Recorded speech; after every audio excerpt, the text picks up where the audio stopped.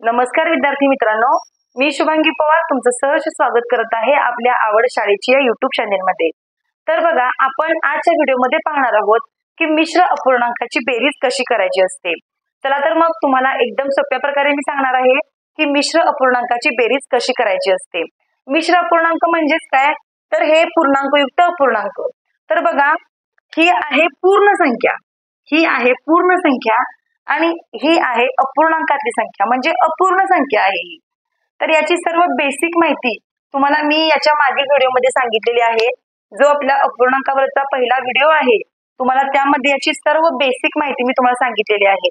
जर तुम्ही तो व्हिडिओ नसेल बघितला तर तुम्ही तो सुद्धा व्हिडिओ बघून घेऊ शकता, म्हणजे तुम्हाला अपूर्णांकावरील तुमच्या ज्या काही बेसिक कन्सेप्ट आहेत त्या तुमच्या क्लिअर होऊन जातील।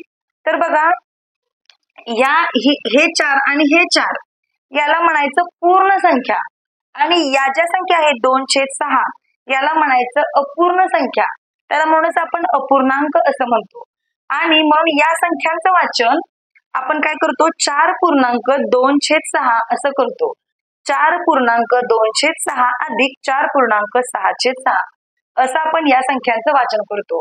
तर बघा, आता आपल्याला या संख्यांची बेरीज करावी लागेल।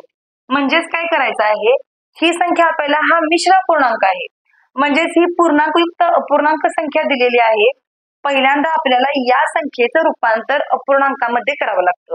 बघा, तुम्हाला एक्झामला असाही प्रश्न येतो, तुम्हाला यामध्ये तुमच्या दोन्ही म्हणजे ज्या काही तुमच्या कन्सेप्ट आहेत त्या क्लिअर होणार आहे। म्हणजे एक तर पूर्णांकयुक्त अपूर्णांकाचं रूपांतर अपूर्णांकात कसं करायचं तुम्हाला हेही मी शिकवणार आहे। त्याचप्रमाणे मिश्र अपूर्णांक म्हणजेच पूर्णांकयुक्त अपूर्णांकाची बेरीज कशी करायची, म्हणजेच मिश्र अपूर्णांकाची बेरीज कशी करायची तुम्हाला तेही मी सांगणार आहे। म्हणून तुम्ही या व्हिडिओमध्ये तुमच्या दोन कन्सेप्ट क्लिअर होऊन जातील। आता हे पूर्णांकयुक्त अपूर्णांक आहे, याचं रूपांतर अगोदर आपण अपूर्णांकामध्ये करूया। बघा, काय करायचं असतं, 4/2/6 आहे, मग इथं पहिल्यांदा या दोन्हींचा गुणाकार आपल्याला करावा लागतो। जो छेद आहे तो छेद आहे तसा लिहायचा, छेदामध्ये 6 आहे तसं लिहूया। 6 आणि 4चा आपल्याला गुणाकार करावा लागतो, 6 चौक 24 झाले, आणि त्या 24 मध्ये हे 2 आपल्याला ऍड करावे लागतात, 24 आणि 2 26 झाले। याला म्हणायचं पूर्णांकयुक्त अपूर्णांकाचं रूपांतर अपूर्णांकामध्ये कसं करायचं असतं। आता बघा, इकडं पण सेम आपल्याला तसंच करायचं आहे, छेदामध्ये 6 लिहायचं असतं आणि या दोन्हींचा आपल्याला गुणाकार करायचा आहे। 6 चौक 24, 24 आणि हे 6, 24 आणि हे 6 किती झाले, तर 30 झाले। आता इथं छेद समान आहे, त्यामुळे इथं आपल्याला काही अवघड नाहीये एक्झाम्पल सोडवायला। 6, आता आपण या दोन्हींची आपण ऍडिशन करूया। 6 आणि 0 6, 2 आणि 3 5 झाले, म्हणजे 56/6 असं याचं आन्सर आलेलं आहे। आता जर तुम्हाला याचं उत्तर, जर तुम्हाला एक्झामला ऑप्शन आला याचं उत्तर पूर्णांकयुक्त अपूर्णांकामध्ये असेल तर काय करावं लागतं बघा, 6चा पाडा 56 येईपर्यंत म्हणायचा, आणि जर 56 त्या पाड्यामध्ये नसेल तर त्या 56च्या अगोदर जी संख्या येते त्या संख्ये एवढं आपण गुणायचं असतं। छेदामध्ये 6 आहे तसं लिहूया, 6चा पाडा आपण 56 येईपर्यंत म्हणूया। 6 एके 6, 6 दोन्ही 12, 6 त्रिक 18, 6 चौक 24, 6 पंचे 30, 6 6 36, 6 सत्ते 42, 6 अठ्ठे 48, 6 9 54 आलं, 6 9 54 आलं। मग 54 मध्ये आपल्याला किती ऍड करावे लागतील, अजून 2 ऍड करावे लागतील, म्हणजेच आपलं उत्तर 56 येणार आहे। बघा, आपण काय काय केलं, 56/6 जर तुम्हाला एक्झामला याचं उत्तर मिश्र अपूर्णांकाचं, जर तुम्हाला याचं उत्तर पूर्णांकयुक्त अपूर्णांकामध्ये आलं तर तुम्हाला हे असं सगळं यायला पाहिजे। तर या अपूर्णांकाचं रूपांतर आता आपण पूर्णांकयुक्त अपूर्णांकामध्ये केलेलं आहे। मग अशी आपण काय केलं होतं, पूर्णांकयुक्त अपूर्णांकाचं रूपांतर आपण अपूर्णांकात केलं होतं। आता आपण अपूर्णांकाचं रूपांतर पूर्णांकयुक्त अपूर्णांकामध्ये करायचं आहे।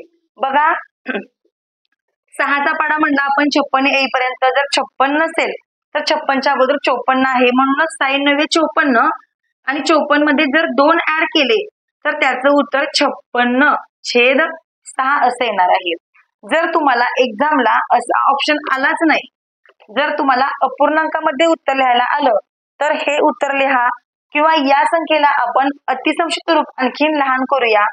6 एके 6, आता 6च्या पाडामध्ये 56 नाहीये, आपण याला 2 ने गुणू, बेत्रिक 6, बेदोणी 4 आणि त्यानंतर बेअठी 16 म्हणजे 28/3 हे याचं लहान रूप झालं.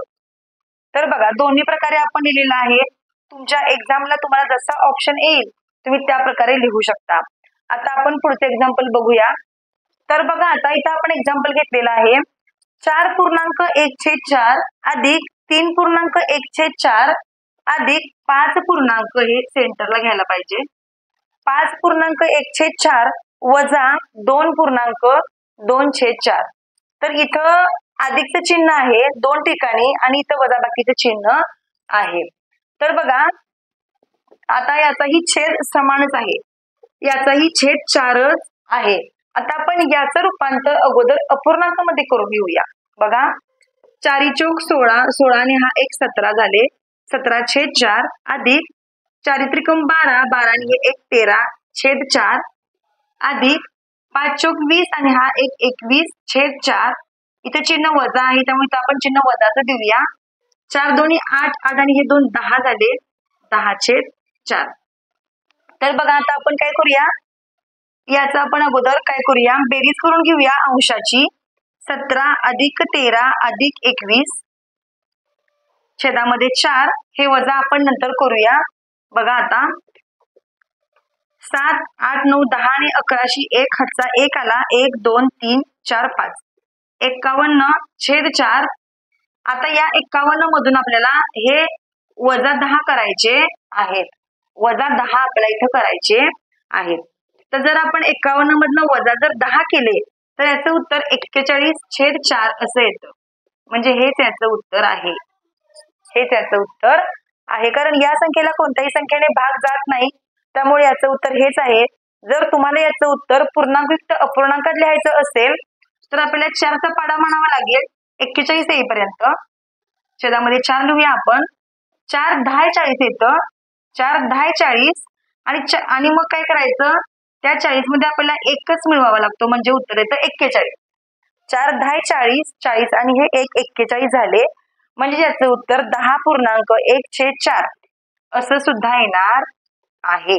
तर बघा आता इथं आपण पुढचं एक्झाम्पल घेतलेलं आहे 4.3/3 अधिक 9.5/5. आता इथं छेद समान नाहीये. मग अशी आपण एक्झाम्पल घेतली होती छेद समान असेल तर कसं करायचं. आता इथं छेद समान नसेल तर कसं करायचं. बघा अगोदर आपण या पूर्णांकायुक्त अपूर्णांकाचं रूपांतर अपूर्णांकामध्ये करून घेऊया. 4 त्रिकोण 12 12 आणि हे 3 15 झाले, छेद 3 अधिक 9 45 आणि हे 5 50 छेद खाली 5. आता आपण काय करायचं आहे, जेव्हा छेद समान नसतो तेव्हा संख्यांचा तिरकस गुणाकार आपल्याला करावा लागतो. म्हणजेच 15 गुणिले 5 त्यानंतर 15 गुणिले 5 अधिक 50 गुणिले 3 करायचं असतं आणि छेदांचा सुद्धा गुणाकार आपल्याला करावा लागतो 3 गुणिले 5. आता बघा 15 5 75 झाले अधिक 50 गुणिले जर 3 तुम्ही केलं तर 5 त्रिक 15 आणि वरचा 0 आणि खाली 3 5 15. आता बघा यांची आपल्याला पुन्हा ऍडिशन करावी लागेल. जर 150 आणि 75 आपण जर प्लस केले 5 7 आणि 5 12 2 हातचा 1 आला, 225 उत्तर आपल्याला आलेलं आहे. 225 छेदामध्ये 15, 225 छेदामध्ये 15. आता आपण 225 ला 15 ने भाग घालूया. तर बघा या संख्येला आपण 15 ने भाग घालूया. 15 एके 15. त्यानंतर बघा इथं सुद्धा 15 एके 15 घ्यावं लागेल आपल्याला. मग 22 मधून जेव्हा आपण 15 मायनस करतो तेव्हा इथं संख्या राहते 7, संख्या झाली 75 आणि बघा 15 5 75 म्हणजेच याचं उत्तर 15 आलेलं आहे. याचं उत्तर 15 असं आलेलं आहे. तर अशा प्रकारे तुम्ही एक्झाम्पल लिहू शकता. आता आपण पुढचे एक्झाम्पल बघूया. आता बघा जर तुम्हाला एक्झामला अशी काही एक्झाम्पल आली तर तुम्हाला यासाठी मी एक खास ट्रिक सांगणार आहे. बघा फक्त ट्रिकने तुम्हाला सांगणार आहे मी. जर तुम्हाला एक्झाम्पलला असं आलं 20 वजा 4.6/10 तर एक ट्रिक आहे बघा, फक्त या 4 मध्ये एक ऍड करा, संख्या झाली 5. 20 मधून 5 मायनस करा, बघा 20 मधून 5 मायनस करा, उत्तर 15 आणि छेदामध्ये हे 10 आहे तसं लिहा आणि 10तून 6 घालवा, उत्तर येणार आहे 4. म्हणजेच आपलं उत्तर 15.4/10 असे येणार आहे. जर तुम्हाला एक्झामला अशा प्रकारची एक्झाम्पल आली तर तुम्ही ही उत्तरे ट्रिकने सुद्धा लिहू शकता. बघा आता इथं आपण एक्झाम्पल घेतलेलं आहे 15.1/6 अधिक 20.1/2 वजा 30.1/3. तर बघा आता इथं आपल्याला काय करायचं आहे, याचं रूपांतर अगोदर आपण काय करूया, पूर्णांक अपूर्णांकामध्ये करून घेऊया. बघा 15×90 आणि हा 91/6 अधिक 20 दोन्ही किती झाले, 20 दोन्ही 40 आणि हा 41, छेदामध्ये 2 आहे तसं वजा 30×90 झाले आणि हा 91 छेदामध्ये 3. तर बघा आता आपल्याला काय करायचं आहे,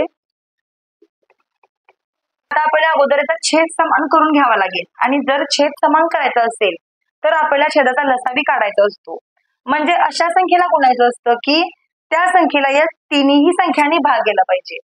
आता बघा यातला लसावी 6 आहे, कारण मोठी संख्या 6 आहे आणि 6 ला 2 ने भाग जातो, 6 ला 3 नेही भाग जातो. आता बघा ही संख्या आहे अशी आपण लिहिली.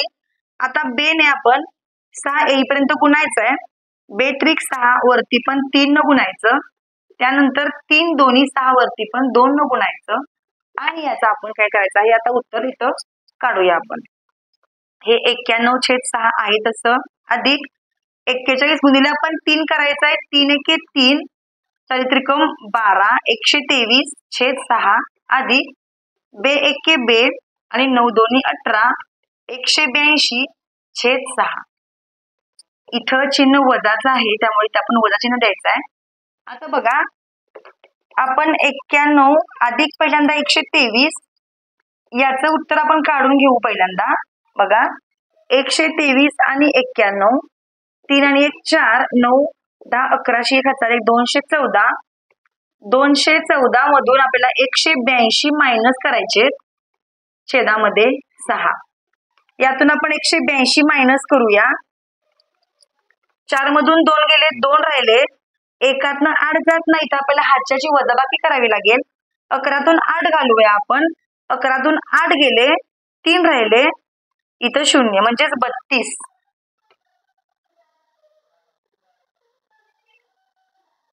म्हणजे याचं उत्तर 32/6 आलं. आता याचं उत्तर आपण पूर्णांक अपूर्णांकामध्ये लिहूया. बघा 6चा पाडा आपण 32 येईपर्यंत म्हणायचंय. जर 32 नसेल तर काय करायचं, बघा 6 एके 6 साइन 2 12 साइन 3 18 साइन 4 24 साई 35 आणि 30 मध्ये 2 मिळून तर होणार 32. म्हणजे हे याचं उत्तर येणार आहे. म्हणजे याचं हेही उत्तर येऊ शकतं आणि हेही येऊ शकतं. जर तुम्हाला एक्झामला जो ऑप्शन असेल अपूर्णांकाचं असेल तर असं उत्तर येईल आणि जर पूर्णांकित अपूर्णांकामध्ये असेल तर असं उत्तर येणार आहे. तर आता आपण लास्ट एक शेवटचं एक्झाम्पल बघूया. तर बघा आता इथं आपण एक्झाम्पल घेतलेलं आहे 8.1/3 अधिक 5.2/6 वजा 3.2/6. तर आता बघा इथं छेदामध्ये 6 आहे, इथं 6 आहे, म्हणजे त्याचा लसावी 6 आहे, कारण 6 ला या 3 ने भाग जातो म्हणून लसावी 6 आहे. आता आपण काय करूया, याचं रूपांतर अगोदर आपण अपूर्णांकामध्ये करून घेऊया. 8 त्रिक 24 आणि हा 1 25/3 अधिक 5 अख्ख 30 आणि हे 2 32/6. त्यानंतर वजा साइन त्रिक 18 आणि हे 2 20/6. आता बघा याचा छेद 6 यायला पाहिजे, छेद 6 यायला पाहिजे म्हणून 3 दोन्ही 6 होणार. म्हणजे वरती सुद्धा आपल्याला 25 गुणिले 2 करावं लागेल अधिक याचा छेद ऑलरेडी 6 आहे त्यामुळे इथं 32/6 घ्यायचं वजा 20/6 घ्यायचं.